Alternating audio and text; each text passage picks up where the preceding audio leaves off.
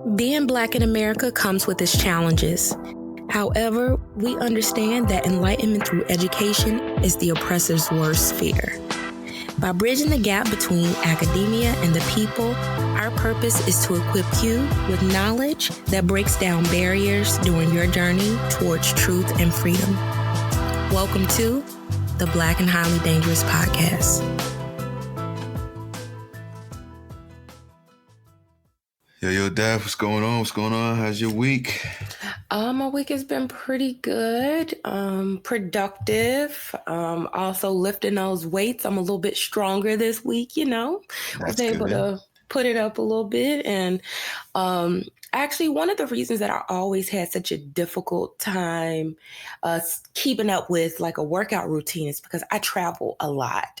Ty knows, but for those of you I'm back and forth from Illinois to Boston and a lot of places in between.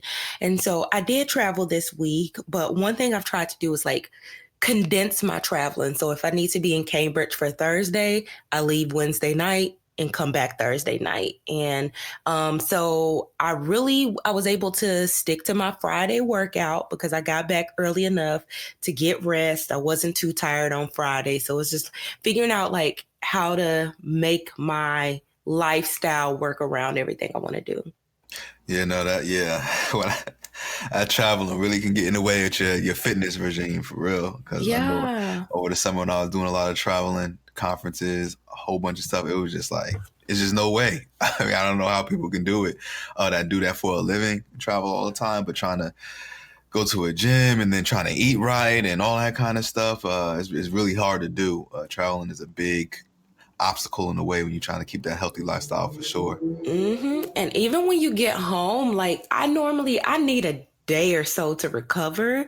But I didn't give it to myself. I wanted to. I felt like laying around the house all day, but I didn't. I got to the gym because folks are watching on the internet. I challenged myself over the internet, so I can't disappoint. It's like your little social media Weight Watchers accountability group. Yeah.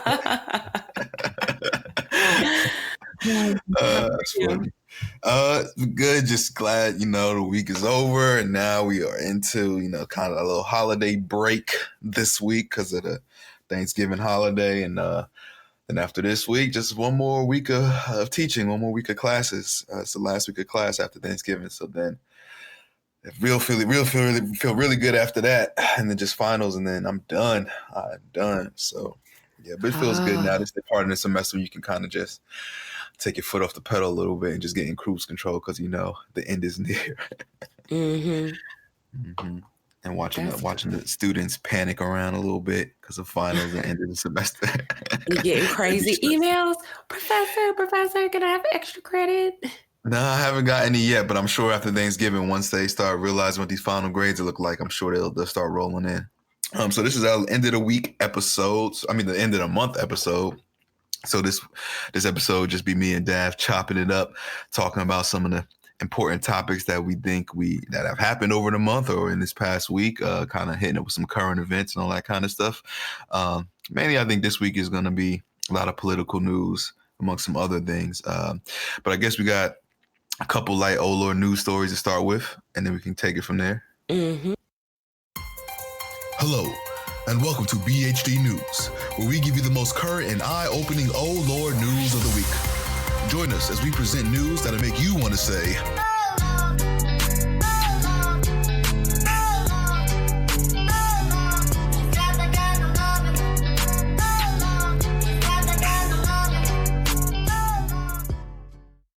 Okay, so for this first story, not surprising, but kind of disturbing.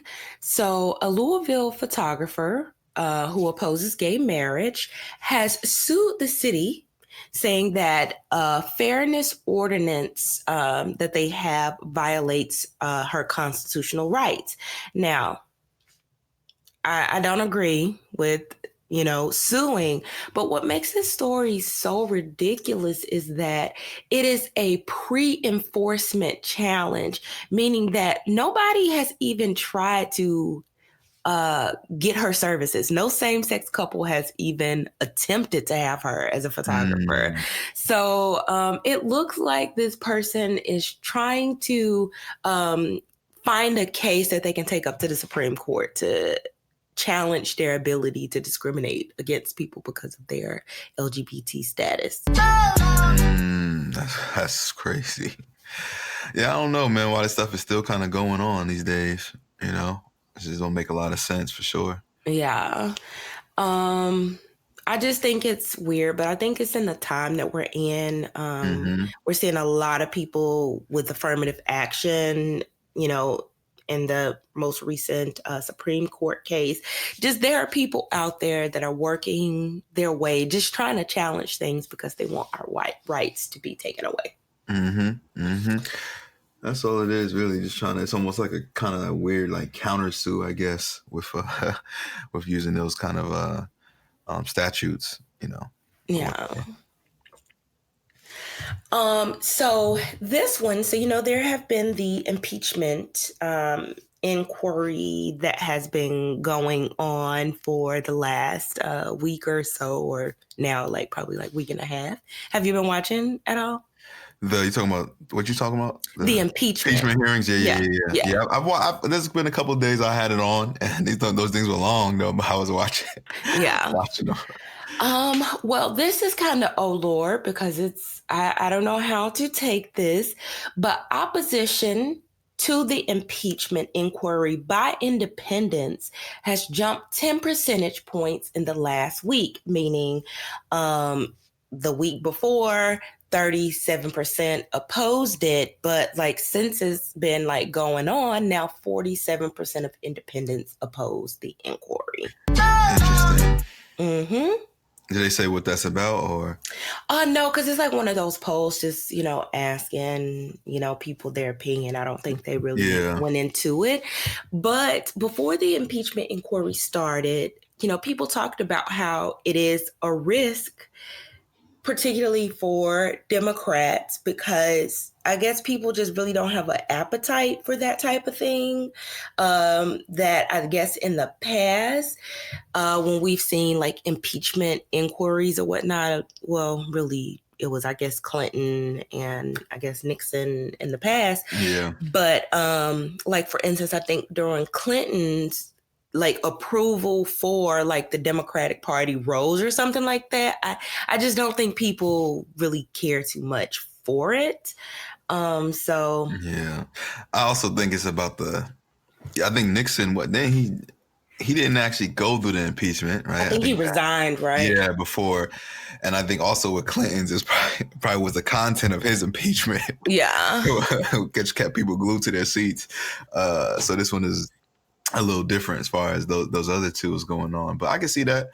I can see people, you know, especially I think part of it is the reason that it's coming up to, you know, an election anyway. So it's like, would it even make that much of a difference? Say if he did get impeached and had to leave office, sure, it'd be great, but it'd probably be like, what, you know, a few months before, you know, we have another election in the next November or a year or whatever, whenever it will happen, you know. So I think a lot of people probably feel like, is it even worth it at this point? Yeah, I could see that. I could see that. But it's a risk, and we'll see how that plays out in the actual. Yeah, we definitely don't want to give him no more any kind of like boost in the polls or anything like that. We don't want to help Trump out at all. So precisely.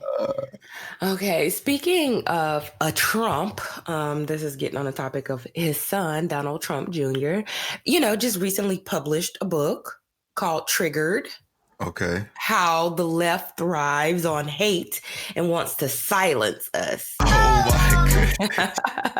Well, he became a New York Times bestseller for 2 weeks.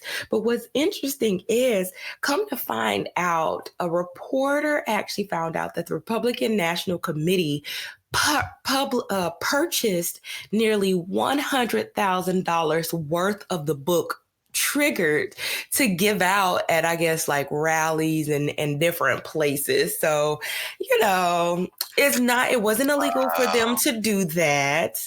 Actually, the system, I'm sure. Yeah. But it's just funny. But I mean, technically, they did say even without that $100,000 purchase, he still would have landed as number one on a New York Times bestseller list. But it's just funny because they will do anything to like seem like, they're selling or they're performing really well. Yeah, you just can't trust anything they touch, man. You can't trust anything they touch, just like the Kardashians, man. So you always got to raise an eyebrow like, is this really what it seems? But yeah, that don't surprise me, getting their rich friends to purchase $100,000 worth of their book. Yeah.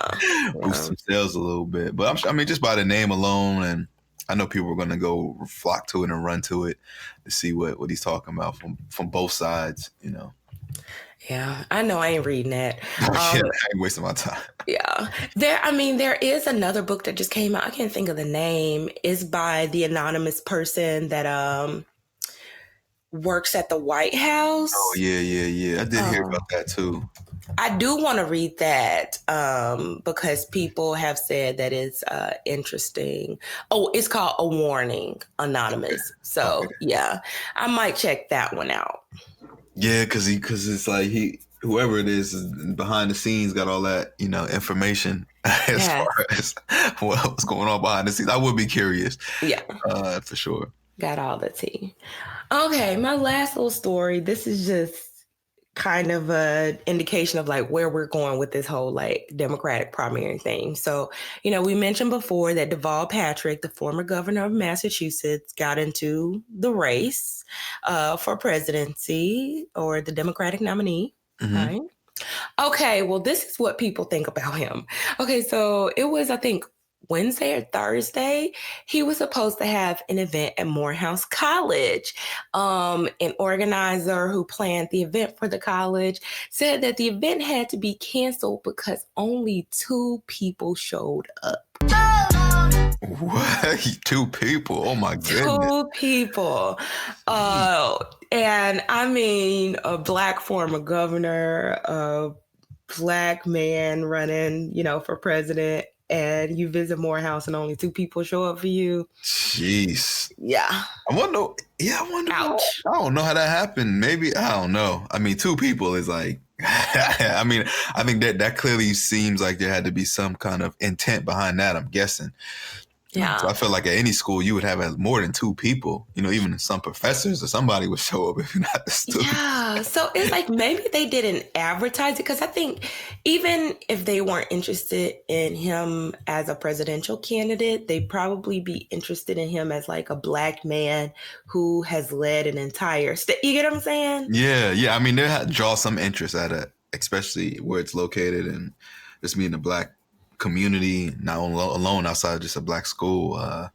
People will show up. So I don't know. Yeah, probably advertising had definitely played a key because that's weird. They must have not said nothing at all. Yeah, but it is pretty embarrassing though. Yeah, especially when you just hop into a race. That's not one of the headlines you want emerging immediately. A Black school ain't showing up for the Black man. That's not a good look.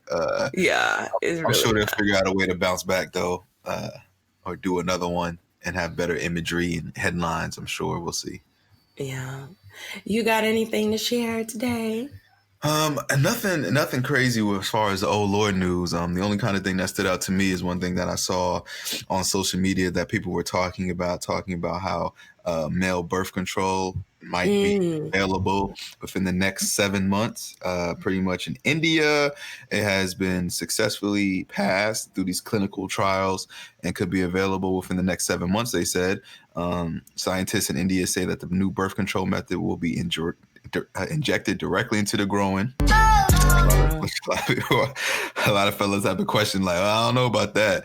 But the biggest complaint outside of the injection is how long it lasts. They said this birth control injection lasts approximately 13 years. Oh, wow. Wait, so time out. Like, how is there like a serum or like some type of anti? That's the question. I haven't seen that yet. I can try to look it up, but they say it lasts 13 years. I'm not sure if there's an anti-serum yet, kind of to reverse it, I guess. But I'm not sure.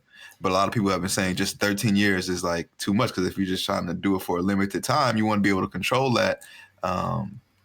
So yeah, I know I wouldn't be doing it for no 13 years. That's crazy. Child, we're gonna end up like Handmaid's Tales. You probably don't even get this right. Where like, the people weren't having babies and stuff like that. That's kind of how it starts. Because a 13-year, that's a bit extreme. Like, how do you know it's gonna like just come back after 13 years? Yeah, I wouldn't want to shut anything off for 13 years. No, that's a lot. That's a lot. It's different if it's like a pill and you can control it, or it lasts a few months or what have you. But 13 years. So anyway, we may be hearing more about this in the months to come. So I just want to throw that out there. Outside of that, let's get into, I guess, since we already talked about some politics, talking about the debate that happened last week. I was able to stay up and watch it and to kind of read, following Twitter and what was going on throughout the whole time. I know I think you were traveling during that time. Yeah, I was traveling, but I actually found a great way to, because I'll be honest, like even the past debates, like my attention, it would start to wane because it's like y'all talking about the same thing over and over again. So, I looked at the highlights, but actually the Washington Post and other websites, they post the entire transcript of the debate. And, I didn't read everything word for, I definitely skipped over some people like, why you here? But I was able to read, and it was actually more interesting, like kind of reading it, because you can like kind of skim and like, okay, I'm not interested in that conversation, or I'm not interested in that person. Yeah, you have the option to kind of pick and choose like what you want to tune into instead of watching it. You got to just listen to everybody's speech. I can see that being, I wonder if they'll, just the way technology and stuff is going now, how, consumers like to be able to choose their content like that. I feel like I could see that being a bigger thing in the future, of you able to just choose the topics you want to hear about and listen to what each candidate said in like one, whatever clip or whatever. I think stuff like that would be awesome. Now that you even mentioned that, it'll be easier for us too to sit and do those debates like you said, like I did. Watching the debate, I guess, a couple of my takeaways. I mean, it was clear that because Buttigieg was ahead in Iowa, that he was going to get more attention or more attacks from the top folks, and which they did try to come at him a little bit. I don't think they came at him as aggressive as I thought they were going to, but they were trying to take some jabs. Primarily, the biggest jab they were trying to take with him is his lack of experience, which I just felt like they probably should have took a jab of more policy-oriented jabs, because he's been talking about, that's been a major talking point for a while. Like he's well prepared for that rebuttal. And so he actually came out with a very good response saying, hey, even though they talk about my lack of experience, he's like, it's that like you guys are pretty much the traditional establishment and I'm something new. And this is something new we need to take Trump on right now. And he also was like, I've never imagined myself being on a Forbes list. And he was like, I was on a Forbes list with all the other candidates. And he's like, I'm actually the least wealthy out of all you guys. So he was really flipping it back on them, which I'm like, y'all should have came with more policy oriented stuff than his experience. Cause that's where you can probably, show his weaknesses, whatever, but he was well prepared for that. So that didn't work. And that was like the biggest hit they were trying to take with him, is his lack of experience. Yeah. Although, a quote that the moderators brought up, I think it was Klobuchar, who was like, if Pete Buttigieg was a woman, he probably wouldn't be on a stage with his experience. And I do think that is true. Oh, yeah. Yeah. Klobuchar did make that point. And like she said, I'm not saying he shouldn't be on this stage. Like, I'm honored to be there by him. But it is true. A woman mayor, a lesbian woman mayor from a small town would not be leading or at the top of the Iowa polls right now. Let alone, I mean, she might be on the stage because we did have Marianne Williamson on there, but she definitely wouldn't be leading nothing. Yeah, wouldn't be leading in Iowa. I think, I mean, no, there's a lot of facts to that. And I mean, yeah, a woman, a black person, our credentials have to be so much higher. Our standards have to be so much higher for even to get on that stage. And yes, being a mayor of South Bend, Indiana, not even like Los Angeles or like Dallas or something like that. You know, it's South Bend. So that's pretty interesting.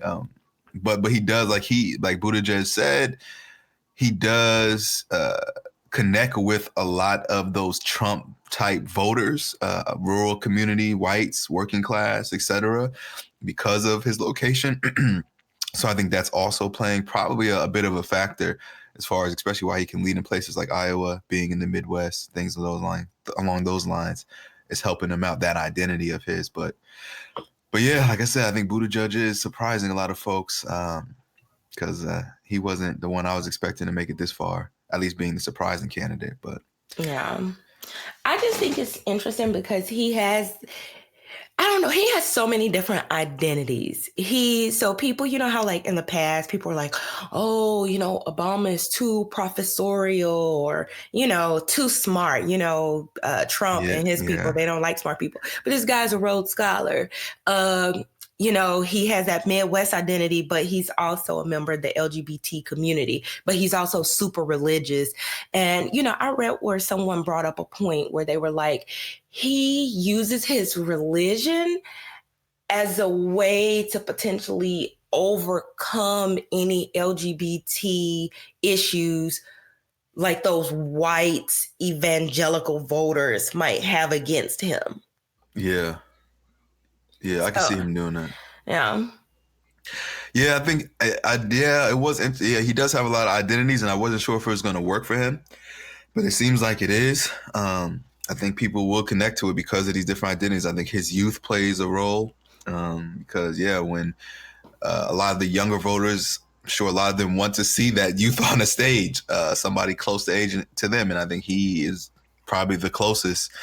I'm not sure. He represents the millennials, right? Yeah. And so he's close in age, and again, the experience, the lack of, but also his identities. He checks a lot of boxes. But his policies don't seem to be as progressive as a lot of the millennials seem to attract to, which is interesting. So I think, again, this is still kind of early on. But I think as it gets more narrow, maybe to the last 4 or 5, we'll see how he can handle that storm. I even heard rumblings of people saying like people are pushing Hillary to jump in the race. Have you heard that? No. So I heard it like a while back. I haven't heard it recently, but it's just kind of like I don't really think even people who would vote for her, I don't think anybody has an appetite for her coming back in this race.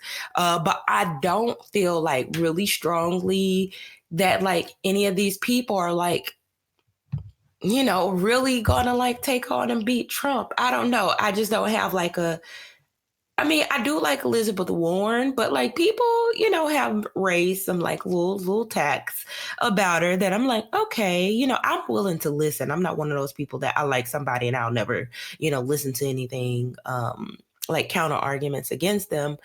So it's kind of like, I don't know. I'm not really excited. Yeah, that's the scary part. I mean, ain't nobody really exciting me.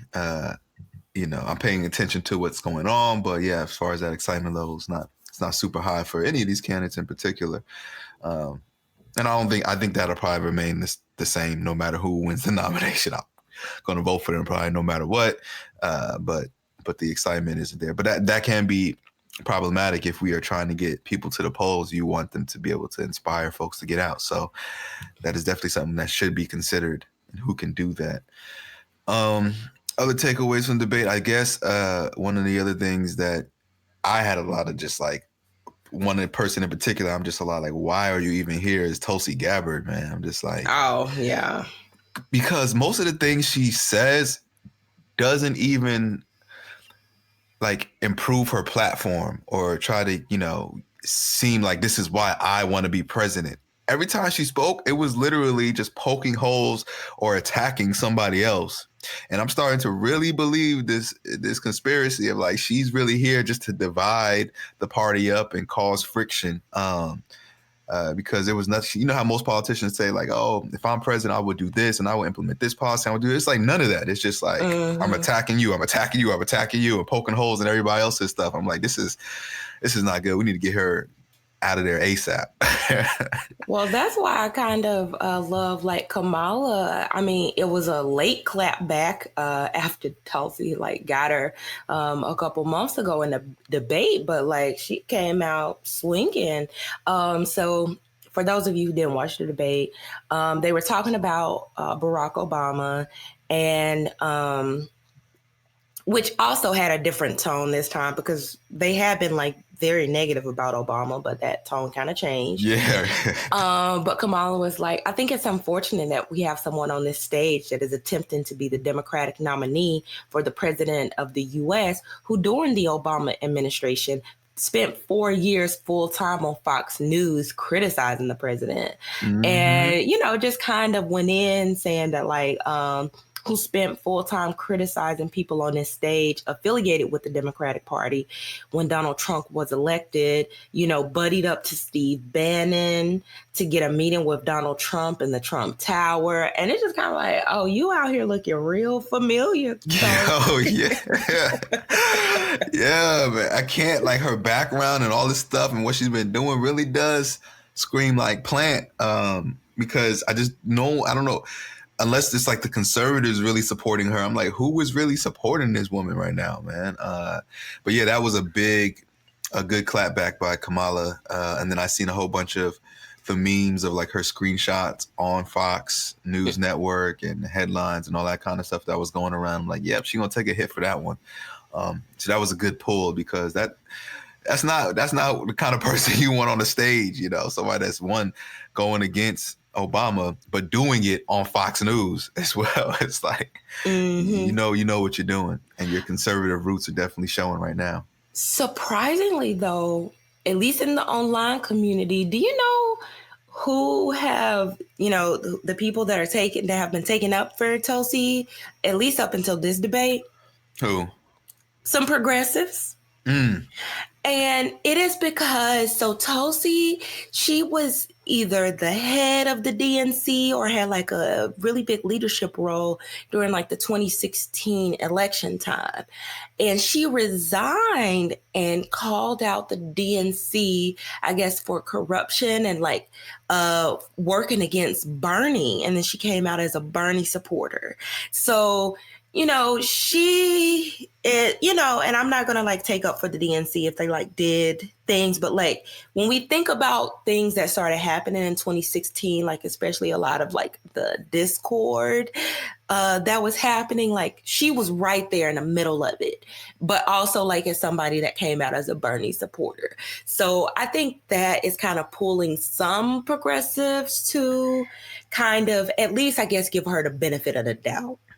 Yeah, I can see that. And then I could also see on the other side with conspiracy folk, like if she was in the middle of all that, maybe she, you know, propagated that mess in a way to create more division if she is working for the other side, as some would argue. But I can see how that would work and keep some of her votes. But a lot of what she's doing just don't even seem like she wouldn't read as a person that would be a Bernie supporter today.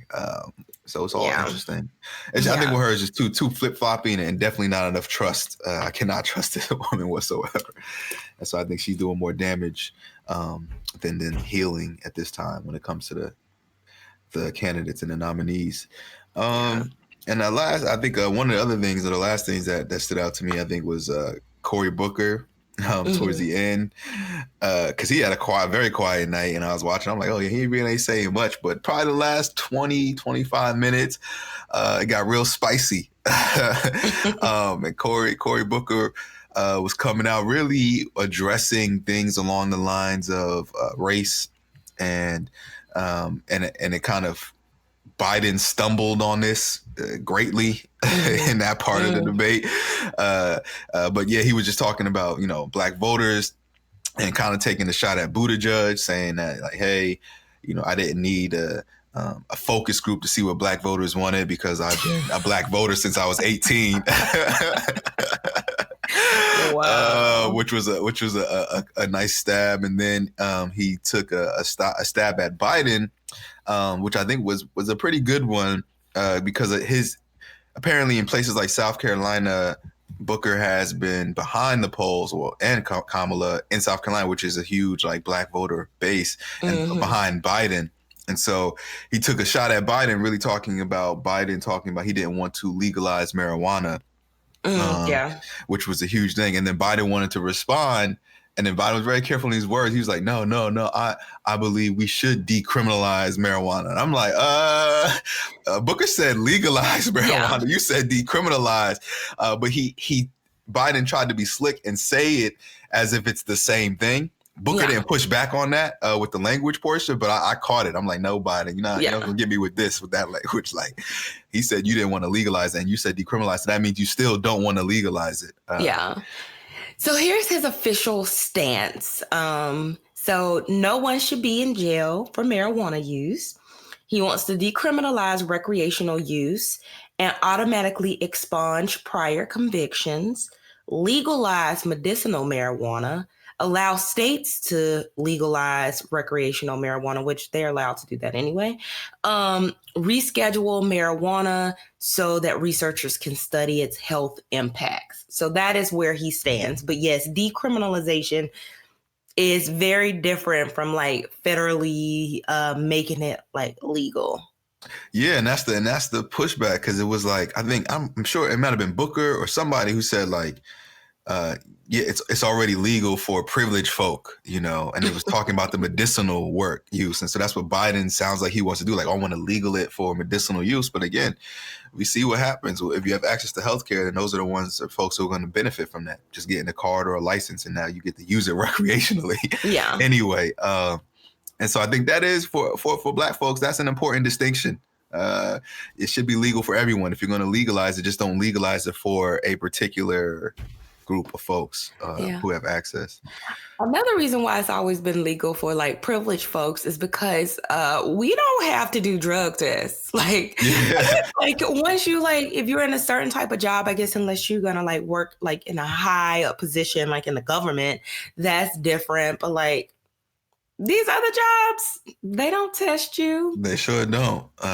It'd be funny. They start rounding up professors. Child, a lot of people, I guess, will have a strike against them. Oh yeah, man. These academics out here, man. I would not be surprised. It's funny. But you're right. That privilege comes with that freedom to use it kind of more without worry and consequence. And then Biden also kind of slipped up with when he was talking about getting the support from the only African American woman who's been elected Senate. They're like, excuse me, I'm right here. Yeah, Harris was like, I'm here too, which was funny. So I mean, there's been that back and forth really, showed Biden, got hit Biden a little bit, even though he's been taking a lot of hits. But people have been questioning his kind of mental dexterity, I guess. Yes. In these debates. But I told you, like, that's kind of what stood out to me, like, debates ago, because I feel like Biden had always been sharp, and he has not come across as like mentally sharp in any of these debates, in my opinion. Like so many like slip ups and like foot in the mouth moments. So like, and also even just like saying little things like, I come out of a Black community in terms of my support. If you notice, I have more people supporting me in the Black community that have announced for me. Like, okay, yeah, you probably do got more support than Harris and Cory Booker. I don't know, whatever. But it's just kind of like, that's so weird. Like, Black people like me, dude. Okay. Yeah, it's not enough. That's not enough, yo. It's got like, I tweeted when he was saying, I'm like, oh, here go Biden telling us about all his Black friends. Like it's enough for us to be like, yo, okay, oh, that makes sense. It's just really because you are a part of the Obama administration. Yeah. Which is the main reason why you have some of this support, because they are still supporting what you did with Obama, or just Obama in general.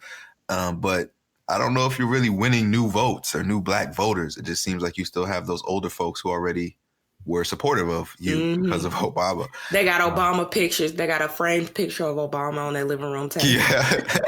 Yeah. So many older black folks that I know they got goodness. Like he a member of the family. You ain't never lied.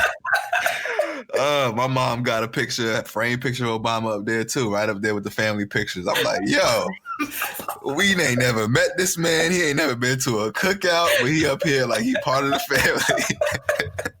It's so funny. And, a lot of them might not be watching the debates. It's not because, they're uninformed, but it's just like, I don't know. It's like certain demographics that like would sit around watching these 2-3 hour debates every month faithfully. Yeah. It's true. I think, like I said, folks will watch it when it gets to the nitty gritty.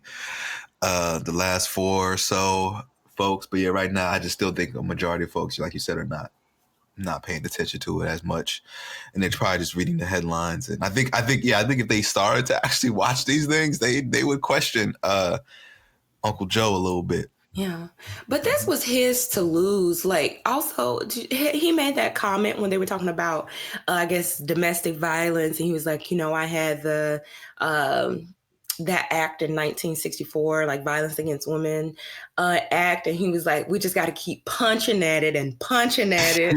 Like, dude. Yo. What's wrong with you?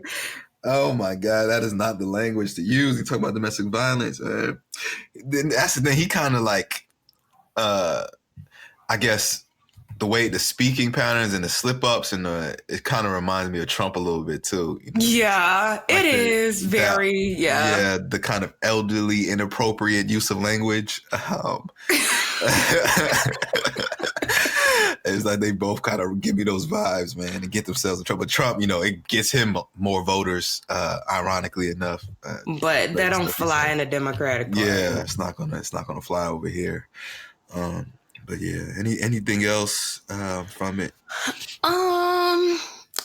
Not really.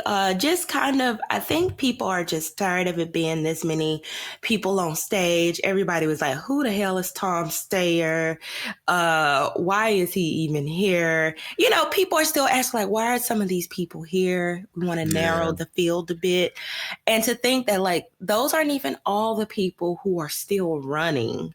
Like, I think we still have like upwards of like 18 people that just haven't qualified for the debates. Yeah. Castro's still on the fringes. Yeah. That it was kind of sad that he was missing.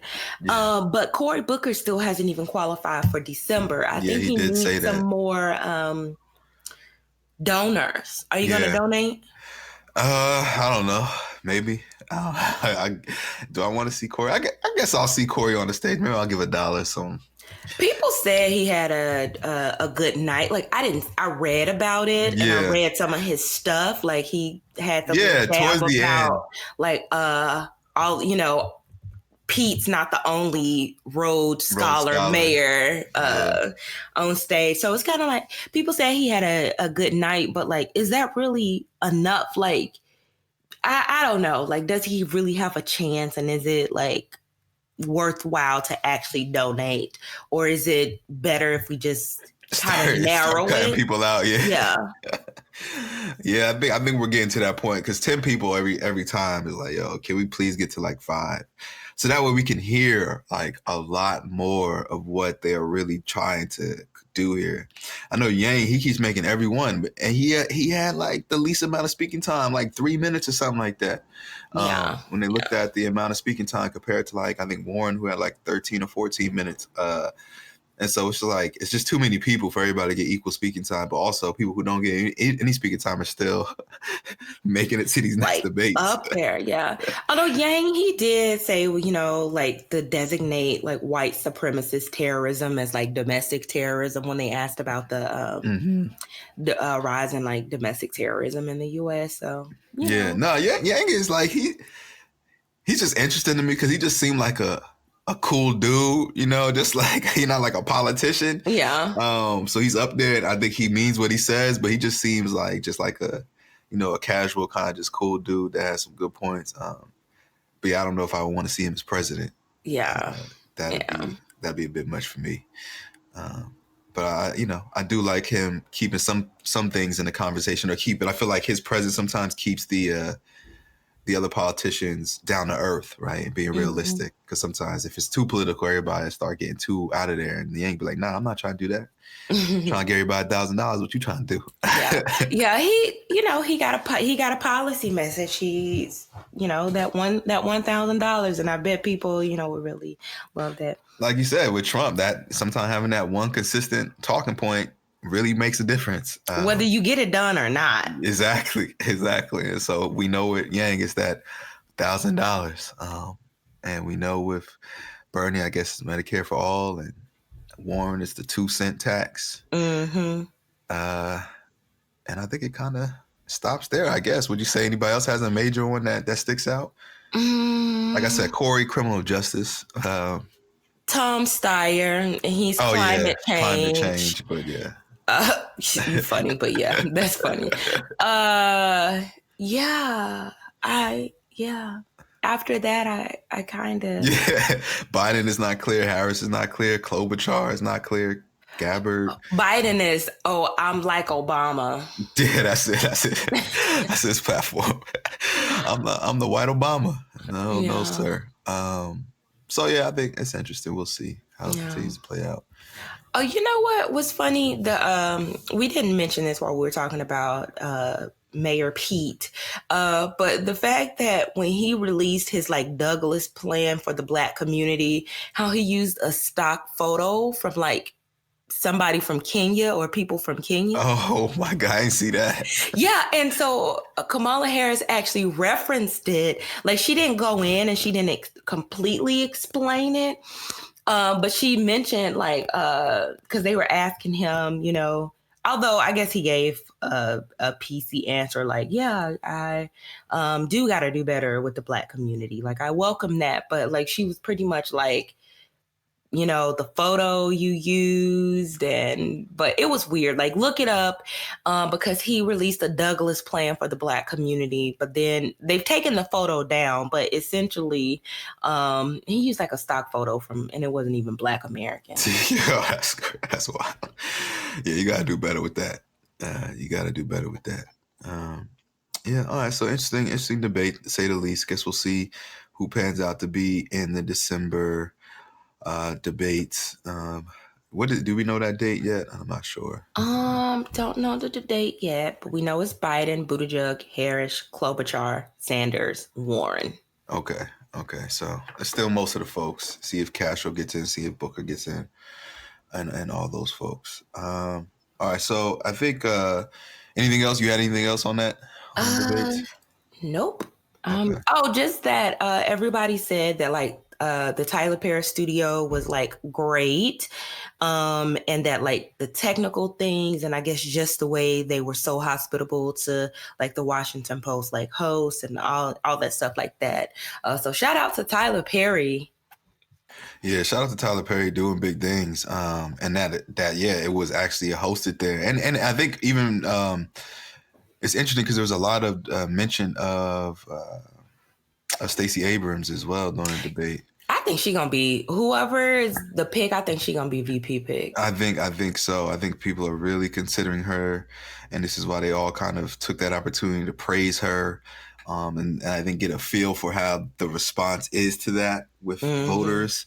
It's all strategic because a few of them were doing that, and I think that would be a solid VP pick for sure.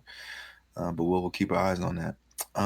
All right, so December 19th is going to be the next debate too, just for everybody. And that's going to be co-hosted by PBS and Politico in Los Angeles, December 19th. So almost exactly a month from the last one, which is on the 20th. All right, so one thing I want to address that was a kind of a big hot topic is this whole Kaepernick situation. I'm sure you've heard about it, Daph, right? Or some of what was going on with it. Yeah, the workout. I know Jay-Z's name got thrown in there somewhere. Yeah. Yeah, yeah. We don't usually talk about too much sports on this on this podcast, so but it's just interesting because this was literally discussed for like an entire week. So for those of you who don't know, Colin Kaepernick, who you should at least know by now, had a huge football workout, a workout plan for the NFL, where I think 25 teams were supposed to show up last 2 Saturdays ago and watch him work out to see if he can actually get on a team. Which everybody was praising, like, oh, this is great. Kaepernick's going to get his chance because he's consistently said that he still wants to be in the NFL. Long and behold, it's supposed to start around a certain time. I think maybe 3 or 4 or 3 o'clock. And then the day of, apparently Kaepernick like switched all the plans, moved the site to another place like an hour away. And then only like 8 teams wind up showing up. He was like at a high school football field. And it was just really weird because people were like, all of this was set up and why would he go and change it? And it felt like he kind of messed up his chance of getting into the league. And there was just a lot of back and forth. Kaepernick said he did it because there was this waiver that he had to sign. And in the NFL waiver, it said that he couldn't sue after this for whatever reasons. And Kaepernick did sue about a year or so ago and won a settlement with the NFL. And I think they were trying to protect themselves to say, hey, if we do all this or this happens, you don't get to a team, then you can't sue us still for, being blackballed. And Kaepernick is like, what? Why would you even ask me not to do this? Like, what are you trying to accomplish here? So I know it's a lot of distrust on both sides, kind of one of those situations. It's not that anybody is probably wrong, but it's like just an extreme amount of distrust, which I think led to what's going on here. Okay. And so I think the bigger conversation, though, has been, with a lot of the major media personalities, folks like Stephen A. Smith, and hearing folks. We didn't hear from anybody like Jay-Z, but supposedly somebody from his camp said that Jay-Z was displeased because a lot of people felt that Jay-Z was the one who kind of pushed the NFL since he got this partnership with them now. People expected that he was going to do some behind the scenes stuff. And so a lot of the rumblings was that this was kind of Jay-Z's doing, like, hey, you just can't bring me here and think that everything's going to be fine. You have to get Kaepernick back in the league because that's what people want to see. And so they felt like if it was Jay-Z's doing, then Cap kind of just, destroyed this whole opportunity. People found that that's not a liking. But a lot of people were calling people like Stephen A. Smith Uncle Tom and all this kind of stuff because he felt that Kaepernick, he took this approach that Kaepernick should have I guess his old adage approach of not fighting back too much in a way, like get your foot in the door first and then make the change kind of situation. And the Kaepernick stance is like, I'm going to still fight no matter what. And so you see the push and pull of both ideologies where Stephen A got attacked in a lot of ways, but also got a lot of support, had a lot of people on questioning his blackness. And Stephen A is like, why is my blackness being in question? Because I oppose what another black man is doing. Yeah. So it's a lot of like interesting dialogue going on what's happening with this Kaepernick situation. Yeah. I guess, how do you feel? Like, do you want to see him back? Like, do you? And this is the big question I have with Kaepernick, right? I know that's been consistent. He always wants to play in the league. And on one side, I felt like it would be super dope if he like came back in the league and like killed it and like won a Super Bowl, right? I mean, think about it, makes so many people mad. And I kind of liken this to, because even when this all was happening, I don't know if you remember, people were like likening him to like Muhammad Ali, right? Because Muhammad Ali took that stance, did not want to go to war, spent like 3 years in jail, right? Came back, and even though he came back, he still returned back to boxing, even though they kind of treated him in that fashion, and still wind up being champion, right? And still stood his ground and kept his morals. So it's like Kaepernick is, we've seen it before. So is it bad of him trying to get back in the league? No. But I don't think with Muhammad Ali that it was boxing, the institution of boxing, that was oppressing him. It was the U.S. government. And so NFL is actually the ones that is oppressing him and blackballing him in a lot of these ways. But then it's just like this thing too, is like, if it's really a system that you can't stand or that you're fighting against, not that this is why he did it, but he speaks out against the NFL and other players have too. And it's just like, when you're a millionaire, do you really need to go back and work for them? Like, why do you want to go back and be an employee for these? Because I know I wouldn't. You know what I mean? Like, if I'm a millionaire and they trying to do all this stuff, why am I going to go back to a workplace that distrusts me and has all these issues?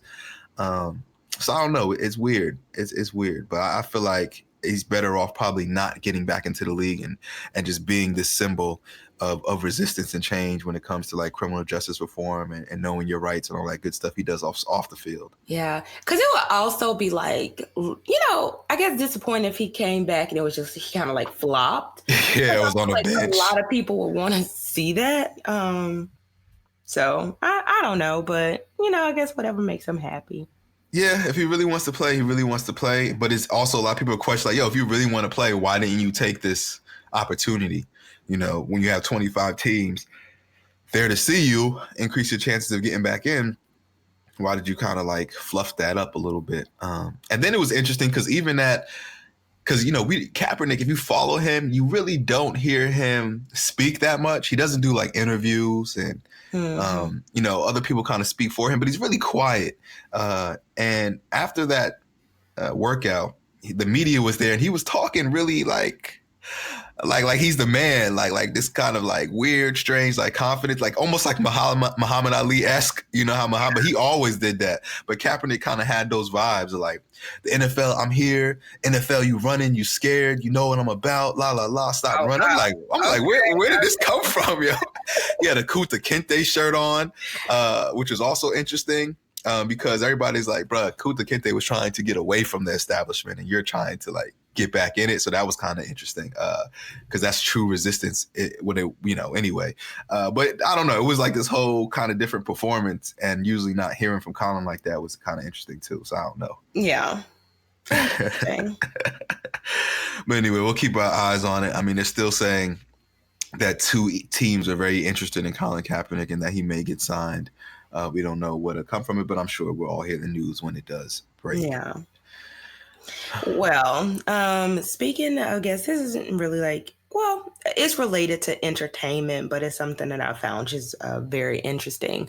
So, Judge Joe Brown.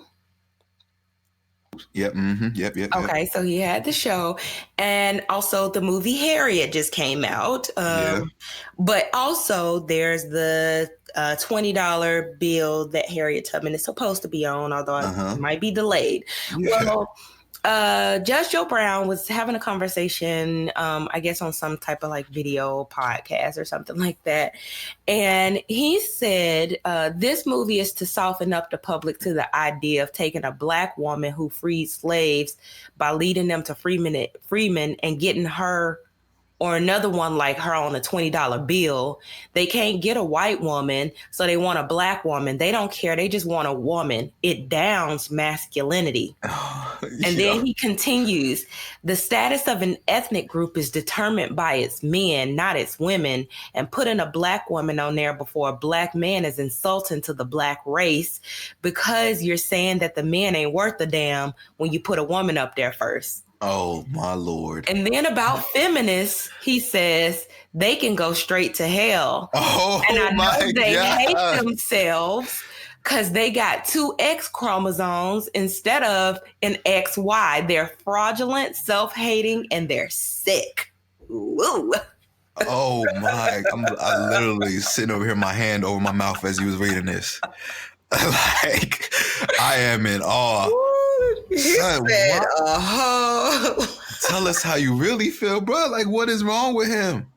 What is the issue here? Why are you so mad about Black women getting some of the limelight, man? This is crazy. Yeah, he's like really pissed. He did go on Twitter and was like, I respect Black women immensely. I'm prepared to die for them. Don't sound like it. However, our race has been kept in line by suppressing its men. A protocol of slavery was always recognize and promote the female and disparage the male. The lady bill thing is a continuation of this tactic. So clearly he still feels the same way. Yeah, he does. And again, everything you said did not show like you would be out there dying for Black women, brother. It does not sound like it. That is wild. Ain't no words. I think that speaks for itself. Judge Joe Brown out there wilding right now. That's very Hotep vibes, as folks would say. Yeah. But it's just also there are people that think like that. Like, if you support Black women, then that means you're not supporting Black men. And it's just like, That's not true. We It's need to not true. uplift everybody. Yes. Can't focus on just one. Like uplift everybody. And I don't get why it's so hard for people to. I like me personally. I feel genuinely happy when I see somebody Black winning. No matter what your, if you're a man or woman, what your sexuality is, no matter if you're rich or you're poor, if you are Black and you are winning, I feel happy inside. Like, it does not matter. And I don't know why people get to this situation where you're like trying to, like, I don't know, limit our success of our people. A success for one of us is a success for all of us, man. And okay. No, I was about to say on that note, so you said, I support Black people. I'm happy because that is also something that has come up around this Harriet movie. Which, so like the star of the movie is African British or British African. I don't know which they say first. How they say it. There was controversy around like things that she said. Like when I read it all, she is not as controversial as some of her very close friends. Although she had like a tweet that kind of like mocked like what they called a ghetto American accent. But beyond that, it's just like she keeps problematic company.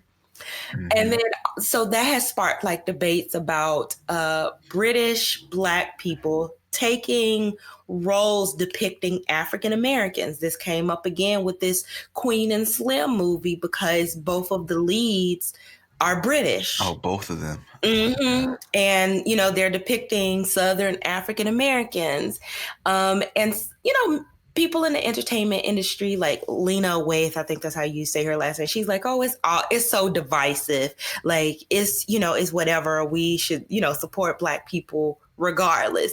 But a lot of African Americans are kind of pushing back against that. Like, what are your thoughts on that? Because they're like, is there a place for us in Hollywood to tell our own stories? Yeah, I think that to me is the bigger issue.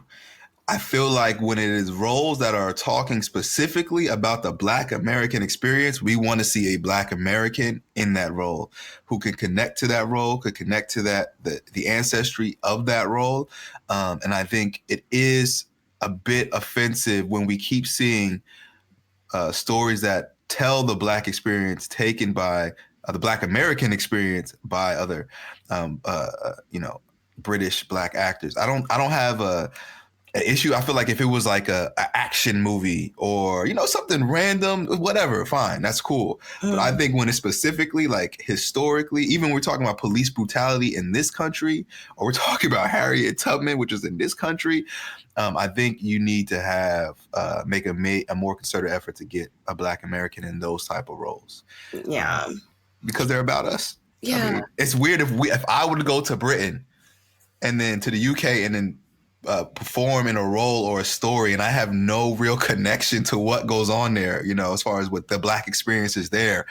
I wouldn't even feel right doing that, I don't even think they would let you. I think I just feel like we're so open. And like you said, when it's just like general like movies, I really don't care. But one, I generally can't stand people's fake Southern accents. Yes, I hate it. I'm sure you could get a real Southern Black to play these roles. That's an actor or actress. And so my issue is that I feel like this is sending a message that there's no talent, homegrown talent here. And I just feel like we don't find ways to cultivate the talent that is here, because a lot of people use the excuse like, oh, British actors are just so well trained. Well, there's a lot of talent here, and I'm not trying to stop anybody's bag, but I cannot support anybody in a role that doesn't actually respect the culture that they're trying to depict. Yeah. So I personally, generally, I'll watch the movies, but if there's any inkling at all that you hold anti-African American views, but you want my African American money, baby, you're not gonna get it. Oh yeah. You cannot come with that separatism stuff. Like, oh, I'm not I'm not a Black American, you know, I'm a different kind of Black, and you coming over here taking these Black roles. Nah, that's not gonna fly. But yeah, I did see a lot of those tweets, and at first I thought they were really talking about her, but it was like you said, her friends that were saying a lot of this kind of anti-Black American stuff and kind of elitist Black. I forgot, is that what they call themselves or something like that? Yeah, it is very like classist and elitist, and also like these are, so I guess going into like the diaspora stuff, people who do have like a very strong connection to their ethnic group because, you know, maybe their parents are like immigrants and so therefore they have that connection versus African Americans, like we're generations removed from that. So we're our own ethnic group. So there's kind of like this ethnic pride that they have with, okay, that's fine. I like being African American. But it's just kind of like when it gets into you're judging and negatively stereotyping another ethnic group, that's when it's like, okay, I can't support you because we all skin folk ain't kinfolk. Yeah, that's the truth. That's the truth. Yeah, and that divide is real. That classist divide, elitist divide. I don't know, man. That didn't rub me the right way when I was reading those stories, even though, cause I'm like, yo, if those are your closest friends, you affiliate, you know, you probably got some of those same sentiments too. Because if, you know, I'm just not running around with a bunch of elitists as friends who feel that kind of way or who are part of my circle, because I wouldn't be able to vibe with people like that. That just literally have those strong feelings about Black folks, other type of Black folks. So I think, you know, it would be safe to say like, yeah, this is some of that you clearly are at least cool with, tolerate, and don't bother you too much. So yeah, I don't know. I think we're hearing more. We're hearing more about this conversation now when we're starting to see these roles. I think a lot of times too that the casting directors like to choose these Black folks because they've already been in like popular movies or popular roles or on Broadway. But I think they also have to trust sometimes just the content and get other faces in there. Because if a movie like Harriet, it really didn't matter who was the leading actress. We were still going to go and try to see that for sure. And the name itself is going to put, you know, people in those seats, not a random movie where you kind of need a big name actor or actress. So, but did you go see it? No, I didn't see it yet. Are you I didn't see it. I'm still torn. I probably won't see it in theaters at least and wait till it comes out. Just because I just literally, you know, Kristen has showed me the tweets and stuff of the debate about that and just had me really start thinking. I'm like, yeah, I don't know. I don't know if I feel comfortable going to the movies to see it. Yeah. That's kind of where I am. I'll eventually watch it, but I don't know. I just feel like lately I've just been trying to take a stance on things and like stick to it. And even if, you know, other people can do what they want, but I kind of want to show people like African Americans, we have buying power. You know, we can speak with our wallets and our feet. We're going to take our concerns seriously, or you can dismiss us and continue to feel it. So yeah, exactly. That's the way I feel about it. Exactly. So yeah, okay, I'll keep my eyes on it. But yeah, it's good that we raised that point because I think our listeners probably have some of the same questions too, or maybe wondering the same things. And if not, maybe you are now. I think I had one other thing to talk about too. Is this story that I saw at the New York Times. And this is interesting, right? Because, you know, historically, there's been a lot of conversation, writings about and research on redlining and how, you know, realtors and zoning and all this kind of stuff kept Black folks out of certain neighborhoods. Well, recently in Long Island, a newspaper, a news group or newspaper, I guess they're a newspaper, right? Called Newsday, did a 3-year long undercover investigation in Long Island, where they exposed widespread evidence of discriminatory and potentially illegal home selling practices. So what they did is that they had a Black home buyer and a white home buyer go to the same top real estate agents and agencies in Long Island over this period of time. They were the same age, pretty much the same height, same sex, etc., had the same amount of income, right? Control for all those things. And then said also to each realtor that they wanted to go or looking for the same type of house.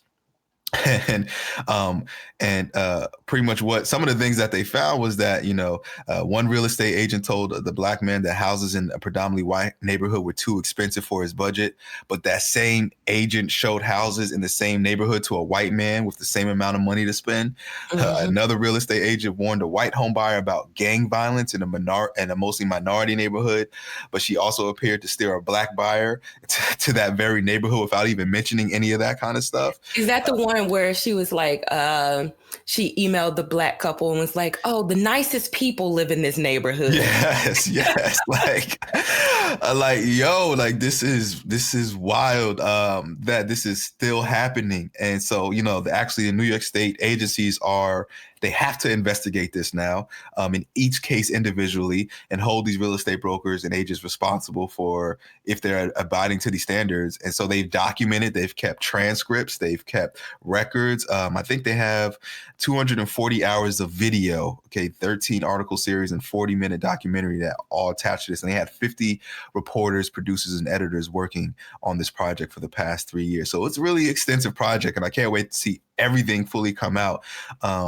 But I mean, the bottom line is that they were drastically more likely to practice these discrepancies and keeping this kind of, invisible redlining happening in today's time. And so this is particularly for Black folks searching for suburban homes was the kind of main catch here as well. So many of you who are trying to also live into these middle class middle class environments or suburban communities, which I'm sure most Black folks are, you got to be careful with these real estate agents. And preferably for me, I already know that I'm looking for a Black real estate agent. Bottom line, like hands down, I do not care. I'm finding me a Black agent because I just really don't trust these white folks when it comes to that kind of stuff. Yeah, it's kind of scary because that's on my mind now, like purchasing homes. And people, that is where a lot of people's wealth is built, in their homes.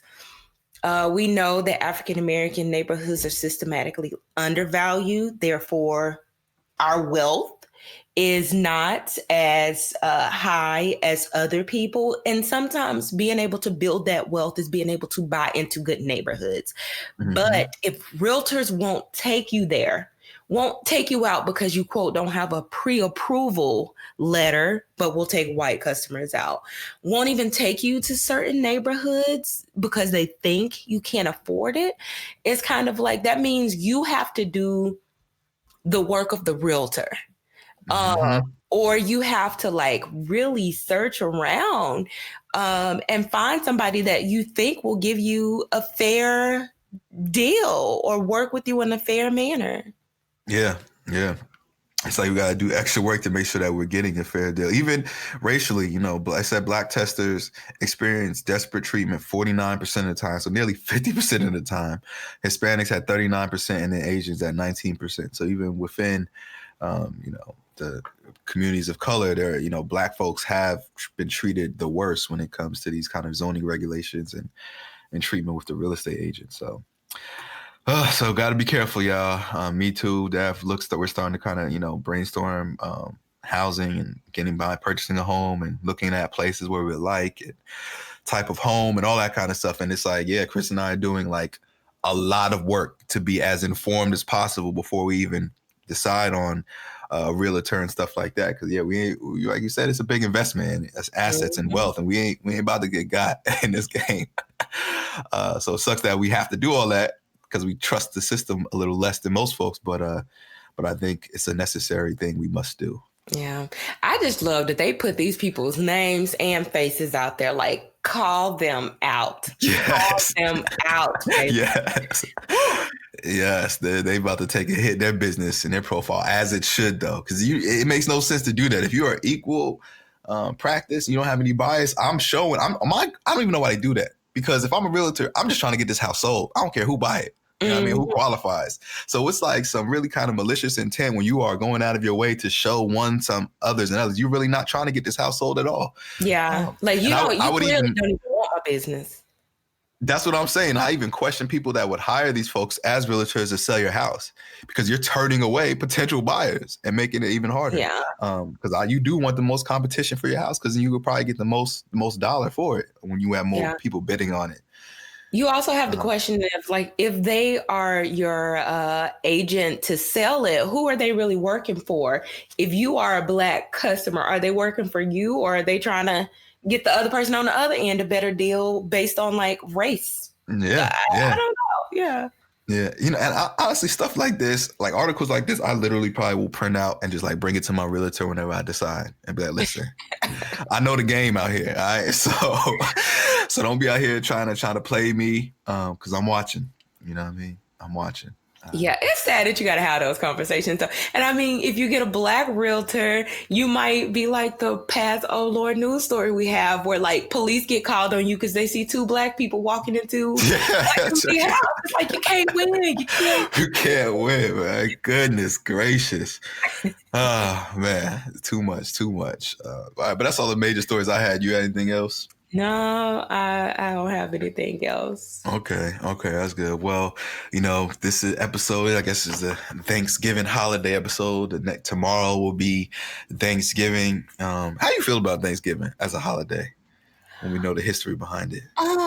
As a child growing up, it was always my favorite because it felt like a very family-oriented holiday. Mm-hmm. You know, we were all sitting around the table eating. As I have grown older, I don't feel that same emotional attachment. Like in recent years, I've done Friendsgiving, and you know, changing the narrative around it, and it's just kind of like I don't feel the way I did as a child about it. Yeah, I'll be torn with these holidays, man, and I'm not of course, younger, and I do appreciate the just getting folks together. You know, the theme of it overall, but like the inaccuracies of the history of how it came to be is completely like ridiculous. How do you think you're gonna handle that stuff when you have kids and if they try to teach them like, you know, pilgrims and you sat together and had this great meal? My kids they're gonna know the truth. Lies. There's a book, Lies My Teacher Told Me. Like I'll have to probably choose my child's school carefully because you know they're gonna be that child is like in the classroom pushing back like, oh ma'am, my mom told me. Actually, didn't they slaughter all the Indians? Like, it's gonna be real, man. But yeah, that's the main thing. I do say I will be involved. Like, you know, you had parent teachers meetings when I do want to make it very clear to whoever the instructors are going to be that, listen, I hope you are teaching my child the truth because I will be at home. And so if you don't want any kind of awkward moments in your classroom, and history is history, truth is truth, so there shouldn't be any even debate about that. I can understand of how young they are and how careful how you want to approach it, right? Depending on the age of what you tell them or how you tell them. But I definitely don't want them coming in here with these like strange costumes on and, you know, drawings and all that kind of stuff. Yeah. Because we ain't celebrating that nonsense. Especially there ain't no white pilgrims, so ain't no reason for us to be wearing this stuff. Yeah. Oh man, but all right. But nonetheless, we wish all of our listeners a wonderful holiday and safe travels. Yes. When you're eating and hanging out with the friends, don't drive and have the itis. Stay off the roads. Stay off the roads, man. Stay off the roads after you eat that meal, at least for 2 hours, or at least take a nap first before you get on those roads. But have fun. Be careful if you're shopping and consuming on them Black Friday deals. As always, you know, it gets a little crazy out there sometimes during the holiday season. All those stores have gotten much better. Not that many people are going to brick and mortar as much anymore, but they put up safe measures. But be careful with that if you are participating in that too. You shop on Black Friday, Dav? I've done it once or twice in my adult life. One, I went to like this, it was a Walmart, and it was the one far out people didn't go to. I got an iPad and a TV. It wasn't like crazy. And then I went last year. They started like literally after Thanksgiving dinner, but I was at my cousin's house. She wanted to go, but I ended up buying like 8 sheet sets, like a high count, and they were $20 a piece. Oh, so I bought them. I was just like, yo, this is a good deal. I bought some Tupperware, but that also shows you like my age now, the things I'm thinking about on Black You ain't never like, ooh, some sheets and some Tupperware. Yo, that's so funny. That's exactly what I told Chris another day. Because he was like, are we going to go out? I was like, well, I think I might want some new sheets, so I might check what's going on. Yo, but no, they were like, I think it was 1,000 count. Oh, which is really good, and it was $20 a pop. So yeah, no, you can't pass that out. I'm gonna keep my eye on that too, because like you said, I definitely want look at some new sheets as well, and that'll be the time to indulge in something. Said 1,000 count, thread count for $20. Can't beat that. But let me tell you what some people were doing though. They were clearly buying a lot of that stuff to resell it. Well, I ain't surprised. I guess it's the hustle. You know, the resell value. Yeah, because you could easily sell 1,000 count for $100 or so, $80, $100, anything online. So that I can see that. I can see people doing that. That's actually a smart business move. I ain't gonna knock the hustle. Yeah. But all right. Well, like I said, we wish all listeners a happy holiday. Enjoy the food, enjoy the fun, enjoy the family and the friends. And if you haven't yet, go ahead and follow us on social media at BHD Podcast on Twitter, Instagram, and Facebook. Go ahead and add us. Let us know how your Thanksgiving is and how the holiday is, and maybe show us pictures of the food you're eating. That'll be cool to check out. If you want to keep up with all our latest content, or, share this podcast when you're hanging out with your friends and your family for the holiday, send them to the website at blackandhighlydangerous.com, where they can catch up with all our latest content and keep up with what we're doing. And then go ahead and email us bhdpodcast@gmail.com. If you have any questions, comments, concerns, ideas, guests, topics, whatever it is, hit us up, and we'll always like that and like to get back to you. And go ahead and review us and rate us on iTunes if you haven't did that yet. That really, really helps us out. And then after you do that, go ahead and share us with your friends, share us with your family, share us with your enemies, and as always, continue to be the oppressor's worst fear. If you're interested in continuing this and other conversations, visit our website, blackandhighlydangerous.com, to subscribe to our email list, suggest topics, and participate in our discussion forums. Follow us on Twitter, Instagram, and Facebook at BHD Podcast. And please don't forget to subscribe and rate our podcast on your favorite platform. And as always, continue to be the oppressor's worst fear.